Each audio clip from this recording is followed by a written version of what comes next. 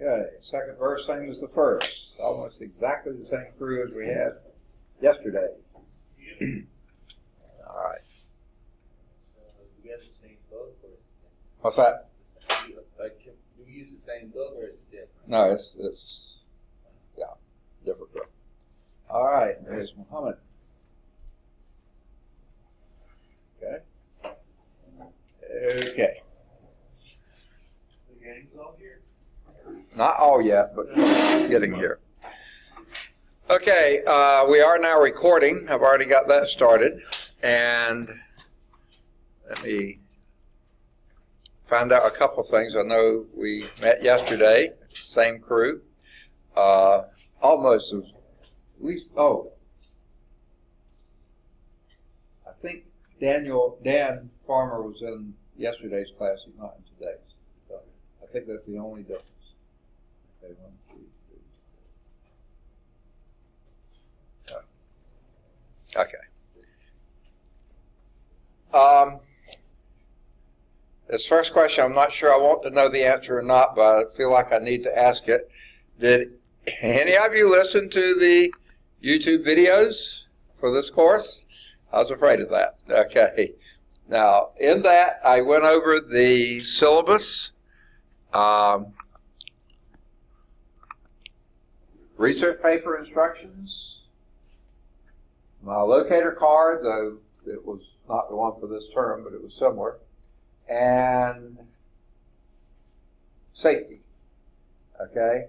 I don't want to go back over all those things again, so y'all are going to follow up on those and know everything that was said. Yes, sir? You know what math 110? That's Dr. Thomas? Okay. Let me give you my best guess on that. I'll tell you the room she usually teaches in. And, yeah.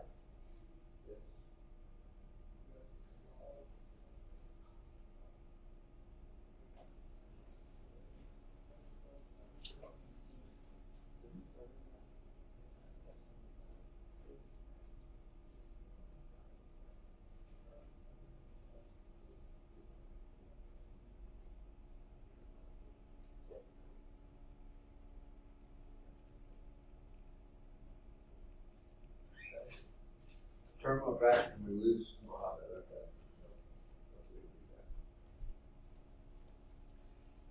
Okay.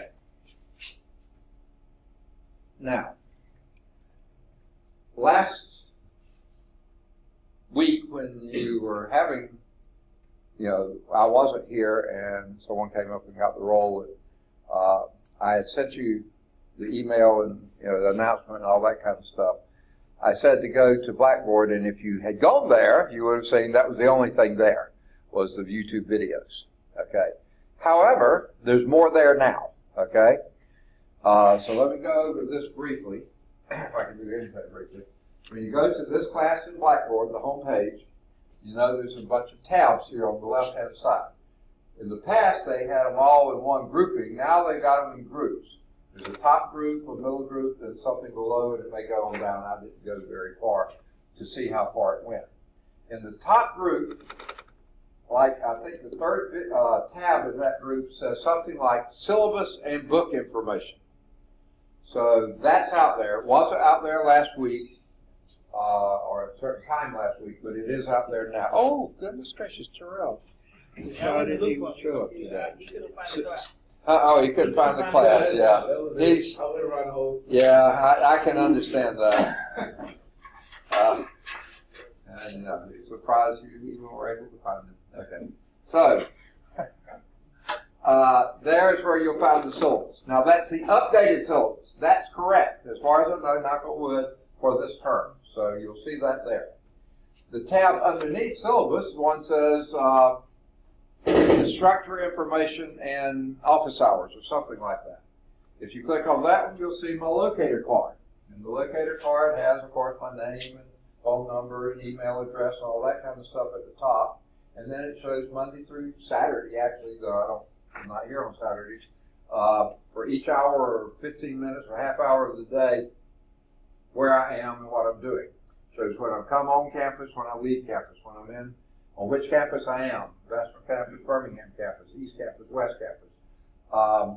And also when I'm lunch or when I have office hours. And say again? Good for stocking. Good for stocking. Okay. That card would be good for stocking it. Yeah, for stalking me. But I'm here all the time, in this room mostly. Okay, so here's the deal with my office hours. And they're listed on the syllabus, they're listed on the locator card. But let me just tell you what they are. They're few and far between. I wound up this term, I don't know how, teaching 10 courses. And I'm supposed to do no more than 4. Okay, yes? You said that you dropped one. I did drop one, and then someone gave me another. Okay, so, yeah. So here's what my office hours. I'm here every morning, hopefully, knock on wood, by 8 o'clock. Now, are any of you coming from east of Birmingham? Sometimes, yes. Say again? Sometimes I do. Okay. Starting next week, and it starts on Monday, but it won't bother us Monday. But starting next week, it's going to be closed.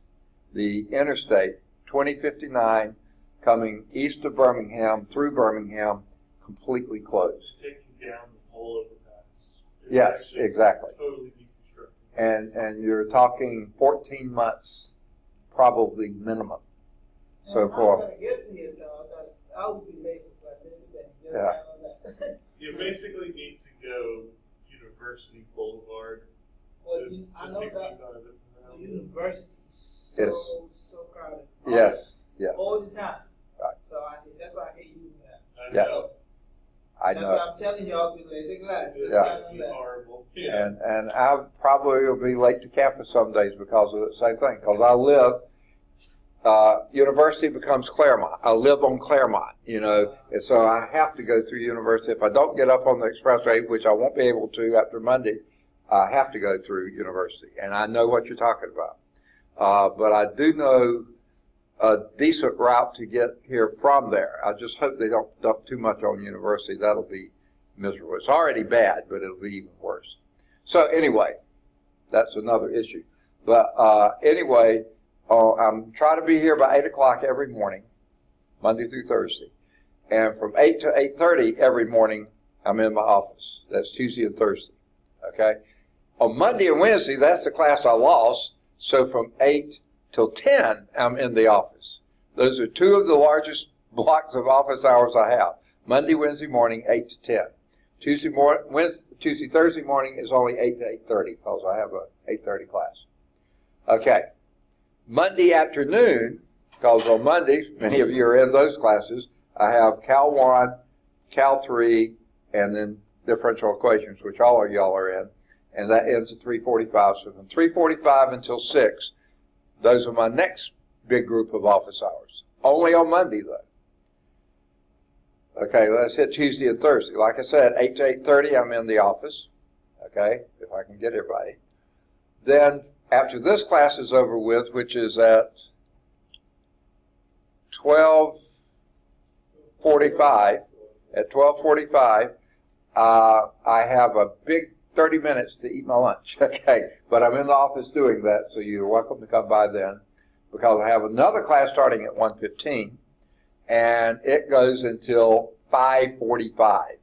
It's a mini-term class with a lab. So the class is 1:15 to 3:45. The lab is 3:45 to 5:45.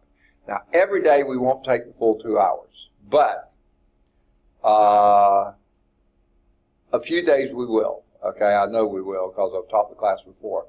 But the most of the time probably will be through a little earlier than that. But anyway, from 5:45 until 6, a big 15 minutes of office hours. But if you do need me, you can catch me then. I don't mind staying past 6 o'clock, okay? But technically, that's my leave time. All right, now Wednesday, remember I did have Monday, 3:45 to 6. I do not have it on Wednesday because I have a physics class over on the Birmingham East Campus. That's 4:30 to 6:30. So therefore, I have to leave once that 3:45 class is over with. I'm booking to go to Birmingham East Campus. So I don't have much time at all there. Less than 15 minutes, really. Okay. And then on Friday, I'm on the Birmingham West campus from 8 to 12. Okay? Again, I have to go through UAB to get there, so if that's really backed up because of the construction, that'll be even slower. But I usually am there before 8. I'm almost always there after 12. So, but officially, those are my office hours. Now, found out today I was a couple minutes late leaving the office because I went to carry down the other stack of books and to get my roll sheet because I had left it down there. And I decided to try to scarf down a granola bar while I was down there because I only have 30 minutes for lunch, so I thought I'd get a little something on my stomach before then. And then I wound up escorting people in the hall. That won't be happening after the term moves on a little bit, but I'll try to always be here to start at 11:30. Okay. Any questions? Those are my office hours. There aren't many. Monday, Wednesday morning, 8 to 10. Monday evening or afternoon, 3:45 to 6. And Friday, 8 to 12. Those are the only big blocks of office hours I have. The others are 30 minutes or less, or maybe one day 45 minutes. Monday and Wednesday, I have a 45-minute lunch, not 30-minute lunch. Okay, now, the other stuff about the course, what we're going to cover, how much we're going to cover, all that was in the syllabus. I talked about it. If you watch that video, you'll catch all that. Are there any questions on any of the things? Syllabus, research paper,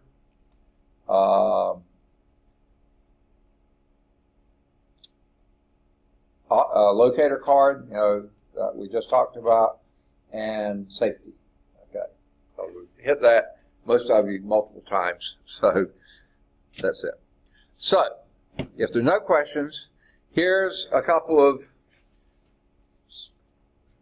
negative things, okay? Number one, this book does not come with any PowerPoint supplements, anything to do. So everything we do in here, I'm going to be writing on a blank screen, okay? So it's not going to be pretty, folks. I'm sorry about that, okay? And I'll try to move on as rapidly as possible, but I am limited by having to write everything down. Did you have a question, Daniel, or was that? Oh, okay. All right. And there are a couple of other things about the text that I find bizarre, and we'll talk about them when we get there. Now, for those of you who have been here earlier, which most of you have been, our pre-calculus algebra and trig book was by Ron Larson, okay? I think maybe either that or calculus book. He also has a co-author, Bruce Edwards. The calculus text that we're currently using is by Ron Larson, okay? And I like him as an author, but that wasn't the reason I chose him for this text. The reason I chose him for this text, if you read the Alabama course description and you read his table of contents, it's almost like he looked at the Alabama course description when he put the book together. It follows and hits every single thing that we're trying to do, okay? That's why I chose this book. I must have gone through 3 or 4 other linear algebra books that either were way too detailed or involved, or you had to piece together some from here, some from there, some. This is just like he read the thing. So we're going to start in Chapter 1, Systems of Linear Equation, then Chapter 2, Matrices, Chapter 3, Determinants, and Chapter 4, Vector Spaces. Now, in the course description, they also mention basis and dimension. That's under Chapter 4, Vector Spaces. Chapter 5 is inner product spaces, and Chapter 6 is linear transformations. And then Chapter 7 is eigenvalues and eigenvectors, with 7.2 being diagonalization. You just hit every item mentioned in the course description. 1, 2, 3, 4, 5, 6, 7. Now, are we going to finish 7 chapters? Probably not, okay? I've never been able to get it through here because these things just take so long to do. So let's get going so we can get as far as we can. Just look at Blackboard in the syllabus section. The syllabus that's in here is for math 115. Sorry, The syllabus that's in Blackboard for this class Right. is for Math 113. Oh, no. Okay. I could change it now, but it'll take too long. I'll change it. Sorry. I've got to check 113. I may have Swap them. 7 in there, so I'll have to see. I was doing that one, I think, by the time I got to this class, it was pretty late in the evening, and I think I was pretty wasted. So I must have just hit the wrong thing. So thanks for pointing that out to me. I'll get that corrected. The one in the YouTube video is the correct one. So it's not up to date, but is the correct class. Okay. Now, we're not going to do a whole lot in Chapter 1. There's only 3 sections. Going to do it pretty quickly. Okay? This should be reviewed from what you've had in earlier courses. It's Introduction to, well, Chapter 1, the title is Systems of Linear Equations. 1.1 is Introduction to the Systems of Linear Equations. Okay?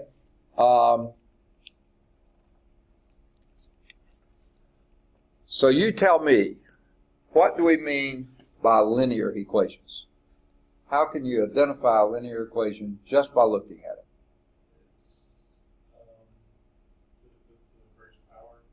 it? Okay. All the variables are to the first power. All the exponents that you'll see in a linear equation, you won't see them because there'll be 1. So there won't be any exponents because 1 is understood. That's it, exactly. All the variables are only to the first power. Okay? When they say systems of linear equations, what do we mean by systems? Okay, 2 or more equations that have to be, the criteria for them have to be met simultaneously. Okay? Sometimes it works, sometimes it doesn't. Okay?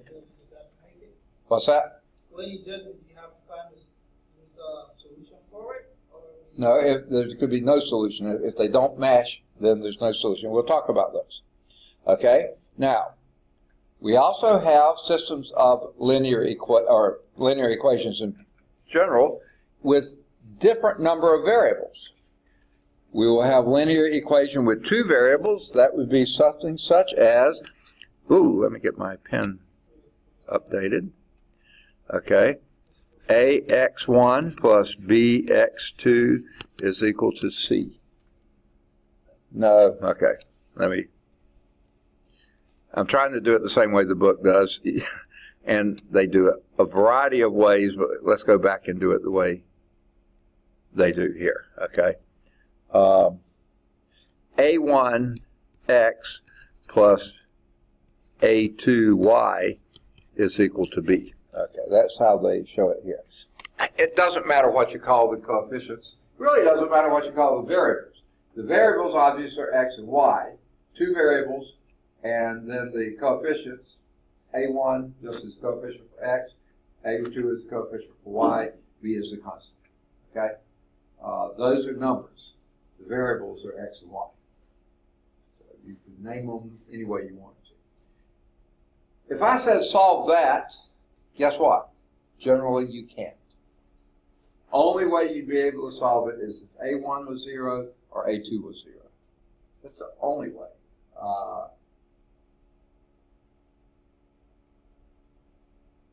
Actually, B equals 0, you can kind of solve that too a little bit.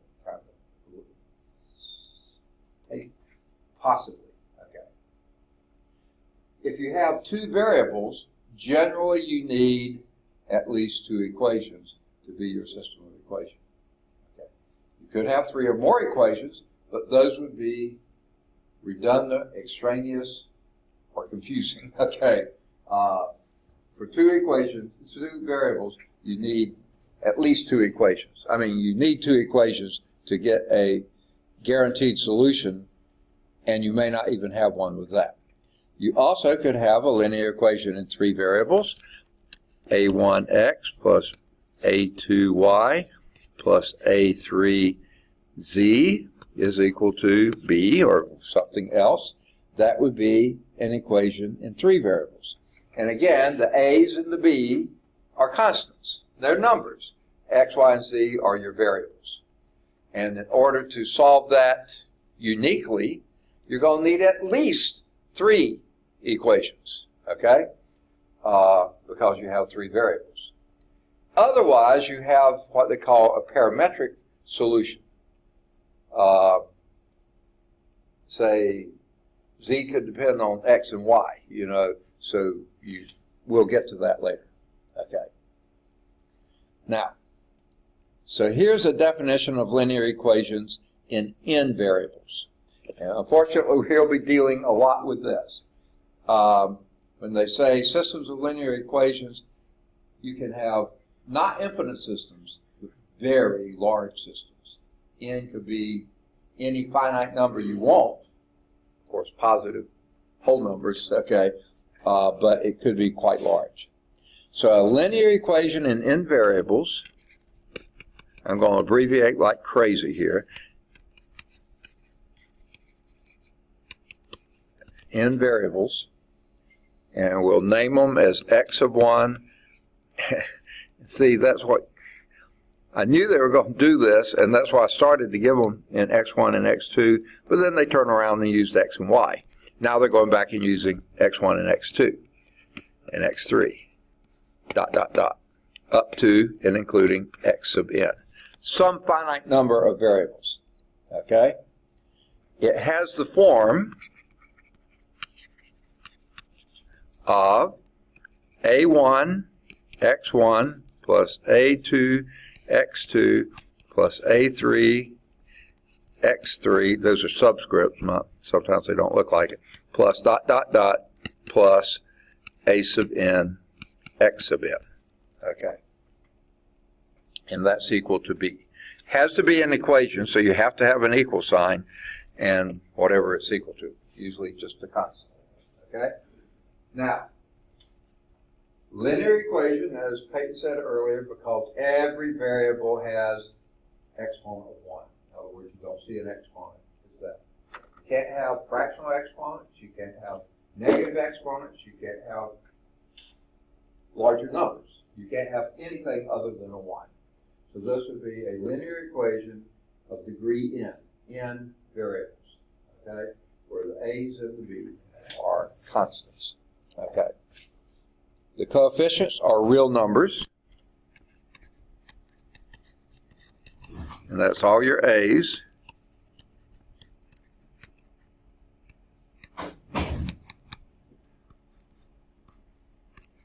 Are real numbers. We're not going into complex space.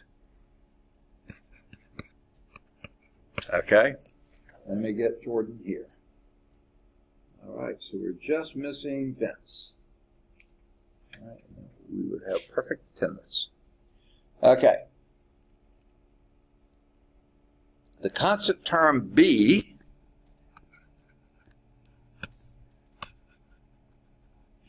I think is usually also a real number. Okay. The number a1 is the leading coefficient and x1 is the leading variable. A1 leading coefficient and x1 leading variable. Now, that's not generally quite as important because these are all linear. If this was a quadratic equation, then you usually put descending orders of powers. You don't have any descending order. Every power is 1, okay? So it's sort of arbitrary. What you make is your leading coefficient and your leading term. Whichever one comes first, that's the leading. Now, where it is going to make a difference is when we start using matrices, we will then need to identify what is your leading, okay? And it will be important there. So those are a few of the terminologies there. Linear equations have no products or roots of variables. That means you don't have any x1, y1, x1, x2, or x7 times x3 or something like that. You can't have any products of the variables, okay? And no variables involved, no roots, so it can't be the square root of x, or x to the 2/3 power. Can't have any of that. And you don't have any other functions, okay? For instance, you can have sine x, e to the x. Now, not even the b. Those are all constants only. Okay. No logarithmic functions. Okay. Variables appear only to the first power. That's why I said no exponents other than 1. So, example 1 that we have here is listing some equation. 3x plus 2y is equal to 7. Linear or not? Linear, perfect. 1/2 x plus y minus pi z is equal to the square root of 2. Linear or not? Linear. It doesn't matter. Your exponents can't be fractions, but your coefficients can. Coefficients can be any real numbers, okay? Including irrational numbers, like pi, or square root of 2. They can't be imaginary numbers like a plus bi. They can't be that. They have to be real, but they can be irrational. Okay, so that's done. By the way, it just dawned on me. All guys in this class. Vince, who's not here, also, you know. Oh boy, what an ugly career. No, I'm sorry, I didn't say that. Okay. How about this one? Sine pi x 1 minus 4x2 is equal to e squared. Okay? Is that linear or not? It is linear, okay? Sine pi, wait, I thought you said no sine. The variables can't be a sine x, sine y, you can't have that. But the number, sine pi is a number. In fact, we know what number that is, don't we? What? 0. No, exactly, it's 0, okay? Minus 4x squared. Wait a minute, we said the b had to be a constant, didn't we? Can you do e squared? Yes, e is a number. It's an irrational number, similar to pi, not the same number, but it is an irrational number. If that e to the 2x, no. You can't have a variable in the argument of e, but you could have a number, because e is just a number. It's a base, okay? So yes, that is a linear equation, okay? xy plus z is equal to 2. Linear or not? Second? No, why not? Yes, you have a product there. You can only have sums of your variables, not products, not powers, not roots. Have to be sums or differences. Cannot be a product. Okay? How about this one? E to the x minus 2y is equal to 4. Linear or not? Not, because e to the x is not a linear function. It's an exponential function. Okay? Sine of x1 plus 2x2 minus 3x3 is equal to 0. Linear or not? No, because sine of x1. If that was sine of 1, perfectly fine. Sine 1 of x1, okay? If that were sine 1 of x1, perfectly fine. Then that's a coefficient. That's not here. x1 is the argument of sine. In other words, that's a function, a trig function. That's not a linear function. Think about it. The trig function is never linear. Okay.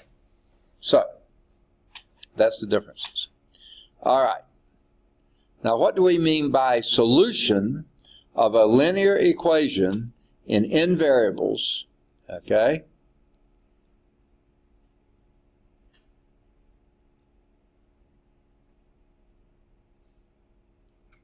Okay. What if you had an n degree linear equation with n variables, then if you had a complete solution to it, you would have, so you have an x1, you have an x2, you have an x3, you have an x4, down to x sub n. If you had a solution, then you have some number for each one of these. And they happen to use s, I don't know why. x1 equals some s1, x2 equals some s2, x2 equals some s2, that's a 3 there. 3's and 3, and x sub n is equal to some s sub n, where s is any real number. Okay? Now, let's just say here is your equation. Let me go to a clean sheet here. Any questions so far? All right. x1 plus 2x2 is equal to 4. Can you give me a solution to that equation?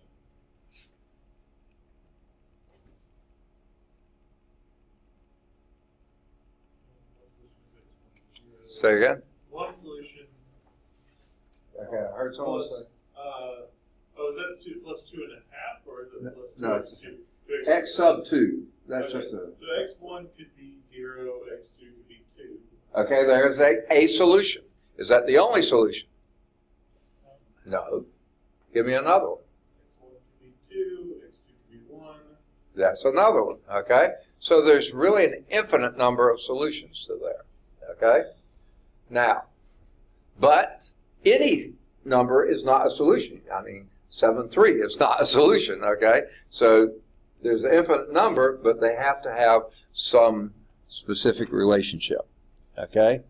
So the set of all the solutions of a linear equation is called the solution set. And this would be an infinite set here. You could have a solution set that has a finite number of solutions. We don't run into those frequently unless that number is 1, and you do have that. To describe an entire solution set, what you need to do is use a parametric representation, and that's what we're going to show in examples 2 and 3. So we're going to take this very same equation here and come up with a solution set involving the 2 variables. Okay? Now, which of these would be easier to solve for? X1 or X2? X1 is really easy to solve for. Let's solve for it. What would that be? Isolate the X1. What would you do? Help me, help me. Isolate the X1. Subtract 2x2 from both sides. Okay, and that would then give you x1 is equal to 4, because these add to 0, minus 2x2.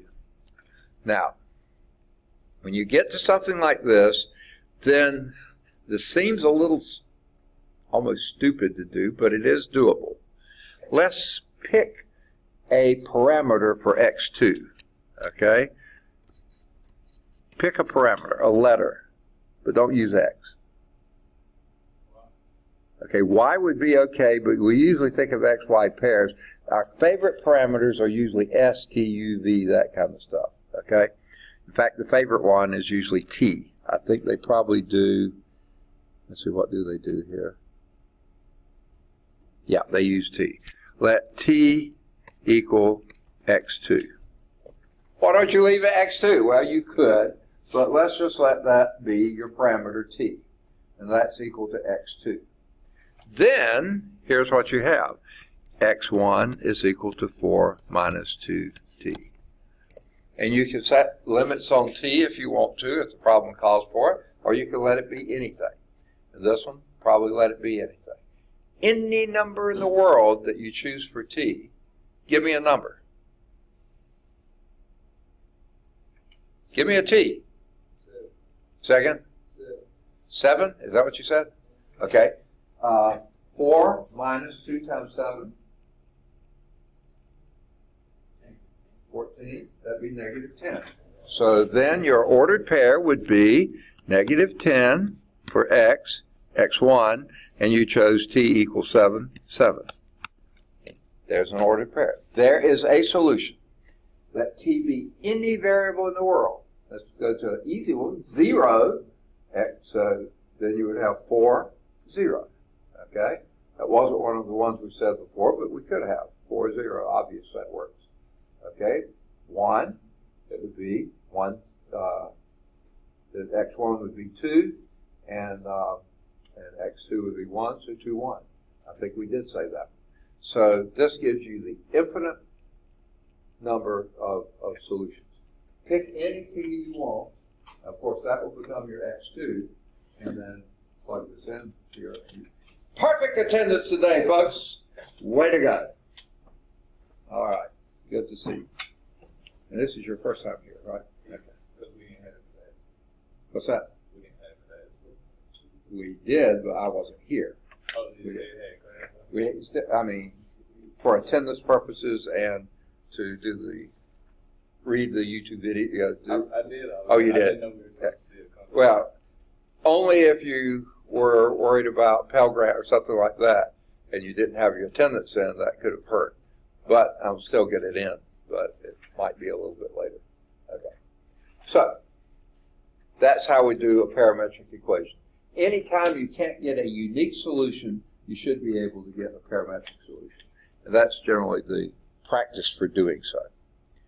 Okay. Now, is that the only one? No, we could have done it the other way. We could have said let S equal x1, just to change the letters around some. Then you could have said S plus 2x2 is equal to 4. So subtract S from both sides, and you get 2x2 is equal to 4 minus S, and divide by 2, and you get x2 is equal to 4 minus S over 2. So that could be your ordered pair. In this case, your ordered pair would be 4 minus 2t, can't write. Your x1 is 4 minus 2t, and your x2 is t.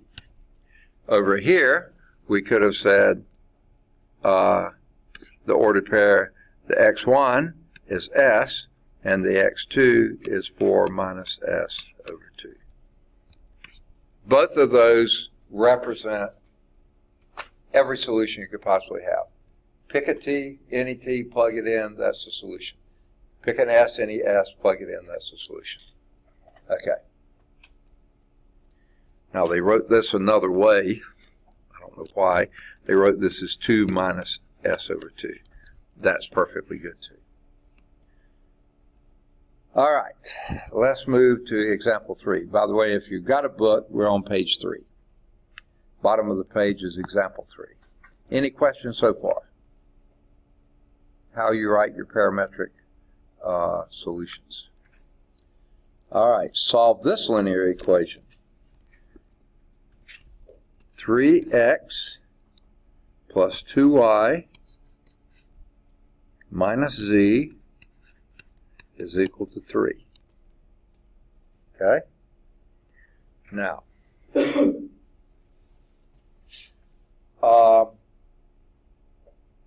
this linear equation, you can't do it without 2 parameters. Okay? I can solve for one of those, but that's going to leave me 2 variables, unknowns. Okay? Which would be easiest to solve for? Anybody?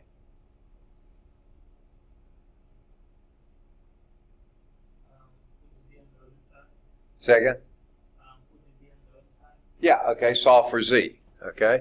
And I would do what you're suggesting, add z to both sides. And I would also at the same time go on and subtract 3 from both sides.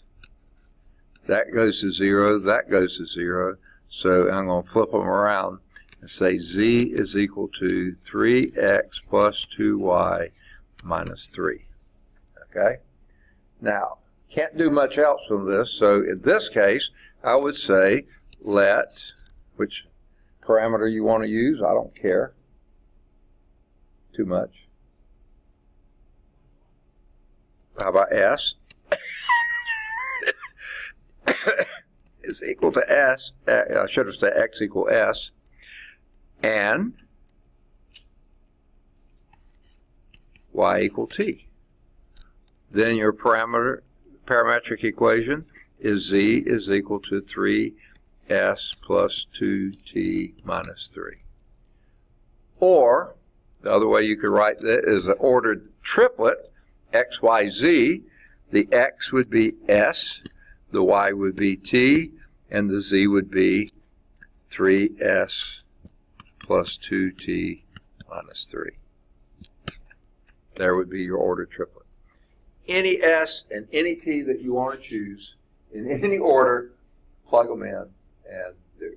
So s equals 0, y is equals, s equals 0, t equals 0, then z would be minus 3. So 0, 0, minus 3, sure enough, that works. Okay?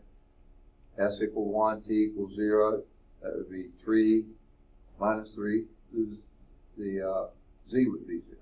So, yeah, plug in any combination of s and t that you want.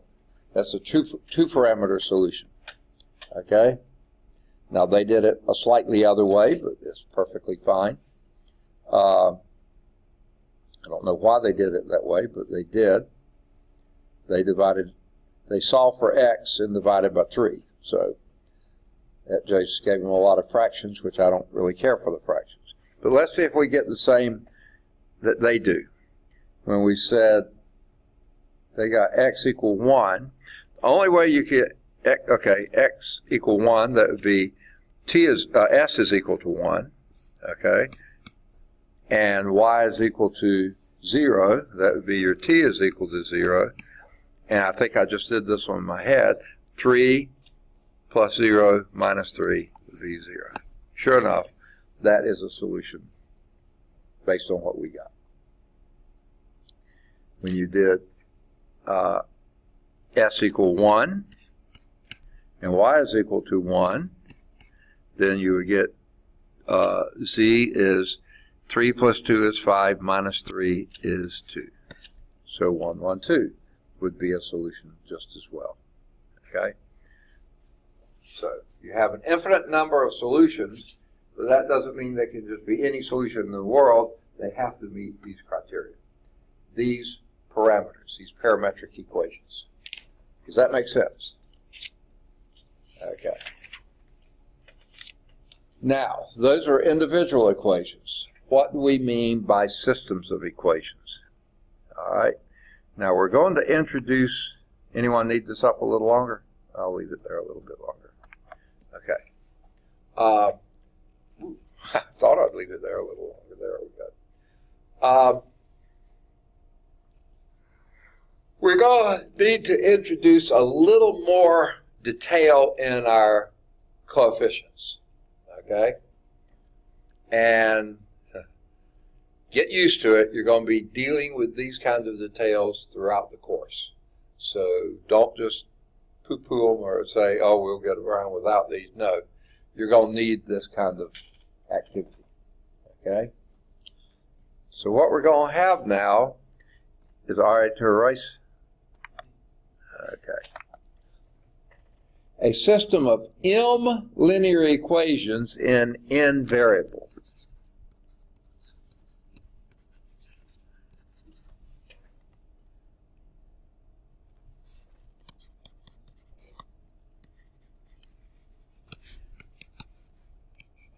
I can't write.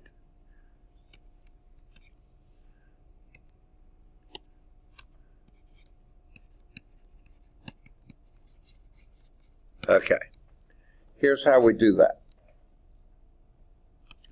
Our coefficients are going to be our A's again, but now we need two subscripts. The first subscript is going to be which equation you're dealing with, 1. And the second subscript is going to be which variable you're dealing with, 1, for x sub 1, plus a12 times x sub 2, plus a13 times x sub 3, plus dot, dot, dot, plus, and remember we have m equations, but we're still dealing with a sub 1, but you're on your nth variable, so that a sub 1 n, x sub n. Okay? The next equation would be a sub, now it's second equation, so the first subscript's a 2, first variable, x sub 1, plus a sub 2 x sub 2, plus a sub 3 x sub 3, plus dot, dot, dot, plus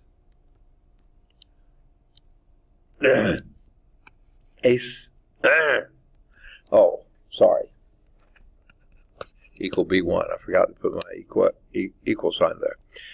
A sub 2, still second equation, nth variable, x sub n, is equal to the second equation's B2. So you see the pattern here. What would be this one? 3, 1, x sub 1, plus 3, 2, x sub 2, plus x sub 3, plus dot, dot, dot, plus a sub 3n, x sub n is equal to B3. I can't write. Yuck. Where is it going? There it is. That 3 is ugly, ugly, ugly. B sub 3. And then we'll dot, dot, dot on down until we get to the last equation. What would it be? A sub m, because you have m linear equation. M what? M, no, a sub m1. Both of those are, yeah, subs. Times x sub 1 plus a sub m2 x sub 2 plus a sub m3 x sub 3 plus dot, dot, dot, all the way up to, what would be the last coefficient? A sub m n x sub n is equal to bm. My mother was a nurse. She called that bowel movement. Never mind. We won't go there. Okay. Okay. So we won't do that. Okay. I wouldn't think of doing that. These are all dot, dot, dots here throughout there. Everywhere dot, dot. Everywhere dot, dot. Okay. So that's how we're going to name and talk about systems of linear equations. This is a huge system, m equations, n variables. Okay. Pretty exciting, huh? Okay. What's that? How do you know to stop at 3? I didn't. I mean, I just got tired of writing. I didn't have so much room, so I just stopped at 3. You could have stopped at 2 with a dot, dot, dot. You could have gone to 17, dot, dot, dot. And, you know, you could have A sub 3. Yeah. Right here? You could have kept going. Yeah, you could have kept going this way too. Okay. This was the variables this way and the equations this way. Don't exceed m, whatever m was. If m was 2, we already went too far. Okay. And if n was 3, we went too far there. Okay. All right. Now, let's just do a simple one. A 2 by 2, we're going to call this. Okay? 3x1 plus 2x2 is equal to 3. And minus x1 plus x2 is equal to 4. Okay? Now, there are many ways to approach this. There are easy ways and harder ways. Okay? Now, this one, because of that second equation, you could just say x2 is equal to 4 plus x1, plug that in there, solve for x1, and then plug back in, see what x2 is. It's pretty simple to do. However, I'm going to show you a way that's more complicated for this one, but when you get bigger and bigger systems, this will be the way to go. Okay? So you said we just solve for x2 on the second one and plug it in? Yeah, okay. If I were doing this, just this, and said, solve this, I was on a time trial, and, do it as fast as possible, here's what I would do. I would say x2 is equal to 4 plus x1, right? And plug that in. 3x1 plus 2 times 4 plus x1 is equal to 3. And this would be 3x1 plus 8 plus 2x1 is equal to 3. And that would be 5x1 is equal to negative 5 by subtracting 8 from both sides. X1 equal negative 1. And then x2 is equal to 3. Okay? I hope that, yeah, negative 1, 3. That's the fastest way that I know to do that. Okay? That's not the only way, but that's a really quick way to do it. The reason it works so well is you only had coefficients of 1 for x, x1 and x2 there, so it was real easy to do. Plug and chug. However, if you had n by m, don't do this. Don't even try it. You'll be forever trying to get a solution, and it won't work well. So I'm going to show you another way. For this one, it would be a little bit longer, but it's a good practice to do. Okay? So can I erase this? Okay.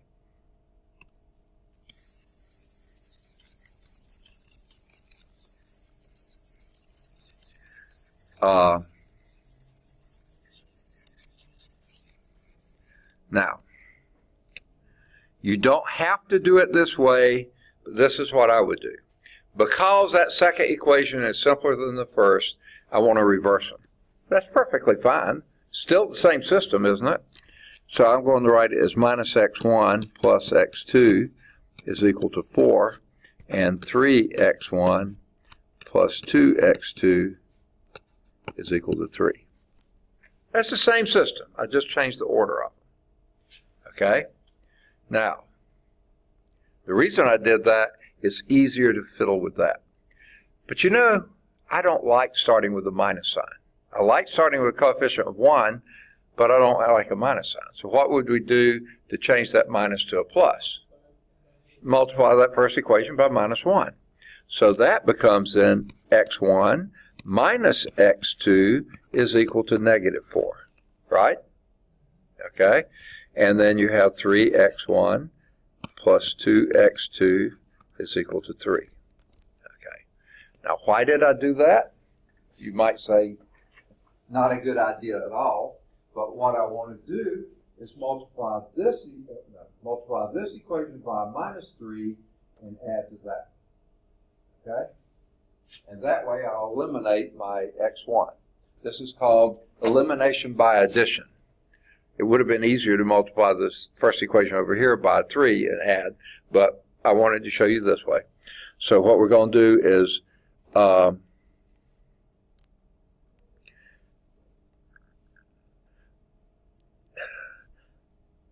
going to write it here. Minus 3 equation 1 plus equation 2. Okay? That's what it stands for. So write down the first equation. x1 minus x2 is equal to minus 4. And then do this. 3 times the first one, that would be 3x1, or minus 3 times x1, that's minus 3x1 plus 3x1 will be a 0x1. Do the same thing to the second one here. Okay? Minus 3 times a minus x2, that would be plus 3x2. Oh, and add it to that, so it's 5x2, sorry. 5x2. Add it to the second one. Okay? Is equal to, and then do it to the third one, no, to the constant as well. Minus 3 times that would be plus 12 equal 15. Okay? Now, pretty easy to see that this would be, if you divide the last equation by 5, you get x2 is equal to 3. Oh, I erased it, didn't I? Okay. x2 is equal to 3, and then plug that in here, you get x1 is equal to minus 3. No, x1. Jack! I'm going too fast. x1 minus 3 is equal to minus 4, and that would be x1 is equal to minus 1. Right? And what did we get last time? Yeah, same thing. A little bit longer, but you get the same answer. Now. No, but last time x1 was negative, so we can't flip it. We had a positive one. So. Yeah, you mean in that second step? I would have. Like the first time we did, we had negative x1 equals to positive 1. So we didn't multiply into negative 1 last the first time we did it. No. The first time we did it was negative 1 and 3. That was the answer we got. Okay, he's throwing things at me. Okay. All right. Here's how I did it before. We said x2 is equal to 4 plus x1. Plug that in. 3x1 plus 2 times 4 plus x1 is equal to 3. That would be 3x1 plus 8 plus 2x1 is equal to 3. And that would be 5x1 is equal to negative 5. So x1 was negative 1. Right? Same thing. It's negative 1, 3. Okay. Now. What you did on the second equation. What's that? Parentheses around. Yeah. Oh, right here? Is that what you mean? Up at the top. Okay, what I did was At the top. up here. Yeah. Okay, here. Yeah. While I put parentheses around here, I was telling you what I was doing here. I was doing minus 3 times equation 1 plus equation 2. So I didn't want this to get interfered with that. That's the only reason I put that. And so doing that would be minus 3 times, this would be minus 3x1 plus 3x1 would be 0x1. Minus 3 times this would be plus 3x2 plus 2x2 is 5x2. And then plus 12 plus 3 is plus 15. So I was just doing this thing, I'm doing this to it. I just put the parentheses there so that wouldn't be interfered with How you multiply times 3? So they will cancel out. Yeah. Something that will cancel out. Yeah. You see, yeah, I wanted to do something to eliminate one of the variables. I did x3. If I had been doing this really, I would not done, well, if I went to this step, I would multiply this one by 2, add those together. But I was showing you a different technique that we're going to use later. It's a little bit longer, and it doesn't make sense here, but it gives you the same result. Okay? Okay? Now,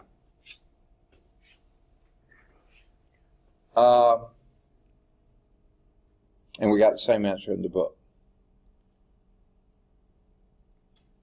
Hey, Dr. Bell, is that a -3 at the top outside of the parentheses? Is that Right up here. plus 6? Yep. It's -3 equation 1 plus equation 2. That's what those things stand for. I put little e's there for equation. Later we're going to call them something else, but I didn't want to get ahead of it. Okay. Now,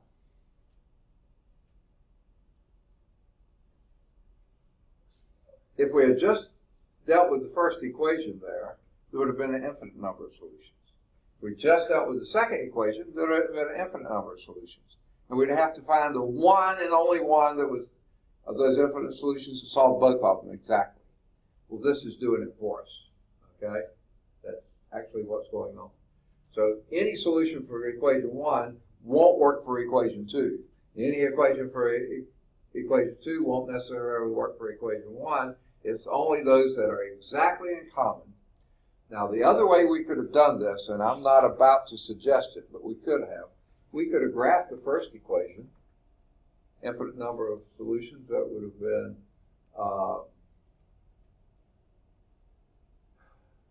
if we let the x2 be like a y, then that would have been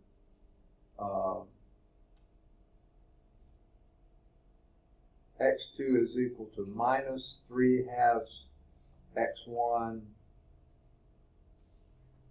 plus 3/2 or something like that. And so you would have had a y-intercept, and then you'd have had a slope, and you'd have drawn a line. And then the next one would have been a line like this. The place where they, one and only one place they cross, that would have been your solution. And you would have found it to be -1/3. Okay? Please don't do it that way. I mean, it works okay for 2x2s. Beyond that, it's really horrendous. Okay? But you could have done this one that way as well. And they're going to show that in a minute. Now, they have this little thing called the discovery, and they throw these in here, and some of them work really nicely, and some of them, I think, really stink. Just for funsies, I guess, because it's all fun.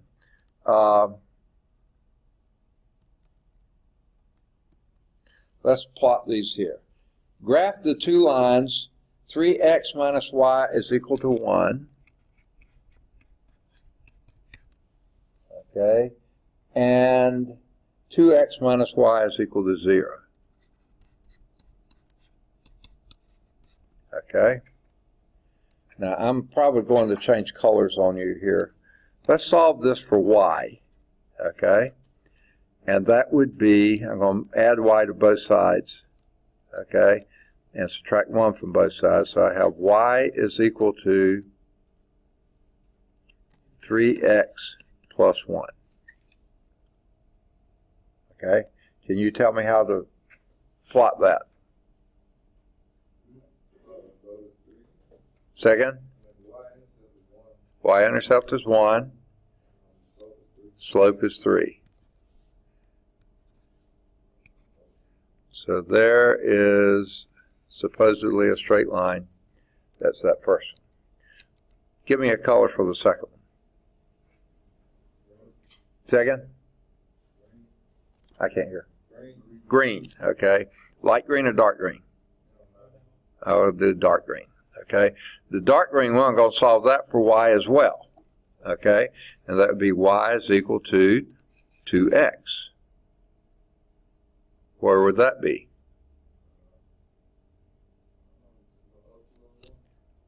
Zero, zero will certainly be on it.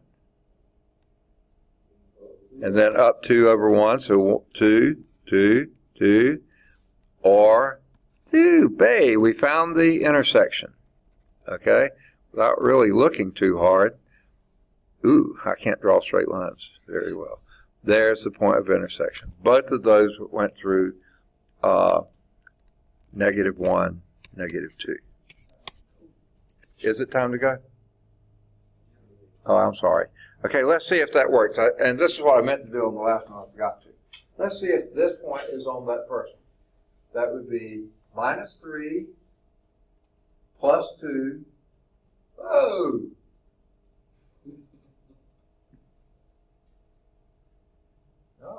messed it up. How did I do that? Oh, that's a -1 there, isn't it? Yeah, sorry about that. Y'all let me do it wrong. This is a minus there. Okay.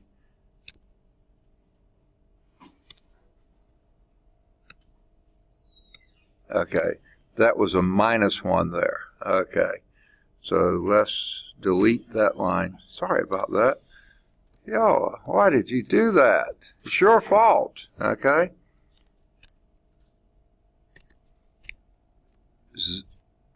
That's a -1, and then you still go up 3. There's your point of intersection.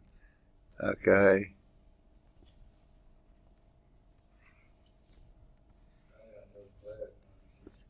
Okay, so the point of intersection is 1, 2. Okay. Now let's see if those work. Yeah, 3 times 1 is 3, minus 2 is 1, and 2 times 1 is 2. Yeah, and that's a plus, so -2 is 0. Yeah. So yeah, that's the right one. Y'all let me mess it up. Okay.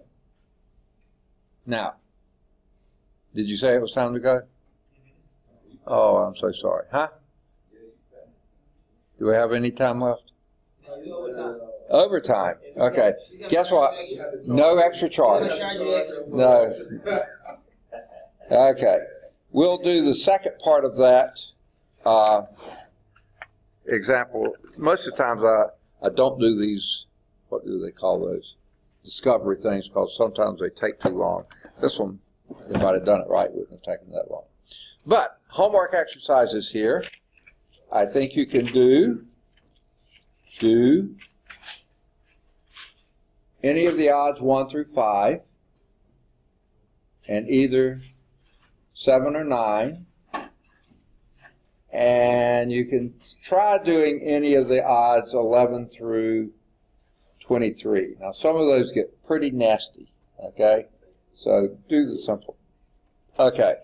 Now, all of you have been in these classes before, except, I guess, even Peyton has. But I just wanted to point something out to you. I give you odd number exercises. Why? Number 1, their answers are in the back. Number 2, for this author, and this is why I like this author, see www.calchat.com for worked out solutions to the odd number exercises. If you can't get the answer in the back of the book, go to calchat.com and you can see how they got that answer. You still got to figure out why or how it works. Bring it to class and ask me. So I use them for calculus 3 and physics 2. Yeah, I figured you did calculus 3, but I didn't know if physics 2 had that as well. Good deal. We'll meet. What kind of paper we got to write for this? Same as always. The instructions are out there. They're out there in Blackboard, and then you can listen to that YouTube video, and I go over it for a previous term just the same as it was for all your other classes you've ever had to take. Oh, you know the answer to that. You've got 3 different papers. Yeah. Yes. Is it technically plagiarizing if you turn both of them in at the same time? If they're the same paper, it's not plagiarizing, because you only turned in 1 paper. Okay. Yeah. Do 1 on linear algebra, 1 on differential equations, and 1 on something to do with calculus 3. Yeah. 3 papers. If you got all 3 courses. Yep. You do, don't you? Course. Huh? 3 courses. No, you don't have Cal 3. You already had that, didn't you? No, I had Cal 2. I'm now. No, now in Cal 3. Yeah, so you got it. We have a paper per course, per math course. Yeah. I was about to say, I only have 2 classes. How do we